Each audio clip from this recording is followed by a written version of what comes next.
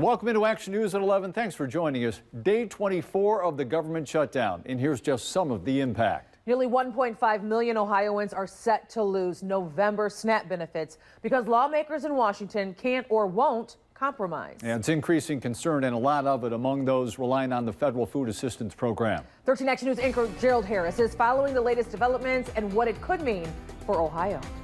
Lee Christian, I've heard from single mothers to those that are in recovery, worried about losing Supplemental Nutrition Assistance Program or SNAP benefits and what it could mean for them starting in just over a week. The rent is sky high. The utilities are sky high. The hygiene products are sky high. Amid an uneasy economy, the threat of SNAP benefits being paused for November has some Ohioans concerned. The SNAP benefits keep the children, the disabled, and the elderly healthy with their fruits, their vegetables. And it keeps food on the table for people who can't afford to buy food, pay bills with the economy nowadays. This Toledo grandmother says she's disabled and receives food stamps and wanted to remain anonymous, but adds the potential loss of help would turn her life upside down. I have to choose between my bills or food. And with the federal government shutdown dragging on, some states are considering filling the gap temporarily. We're talking about the working poor, people who are working but still need that assistance.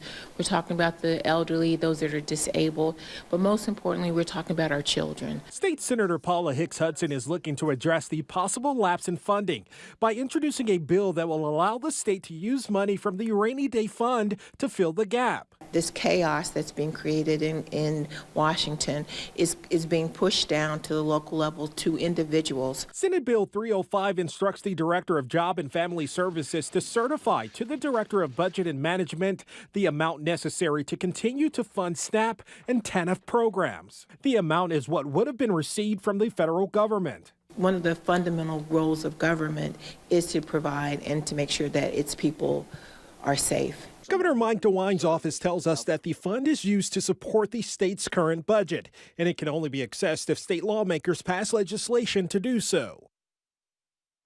Senate Bill 305 would also allow the state to cover the cost of WIC benefits. Thursday, states like Louisiana, Vermont, and Virginia pledged to continue food assistance, and SNAP helps about 1 in 8 Americans buy groceries. Christian? Gerald, thank you.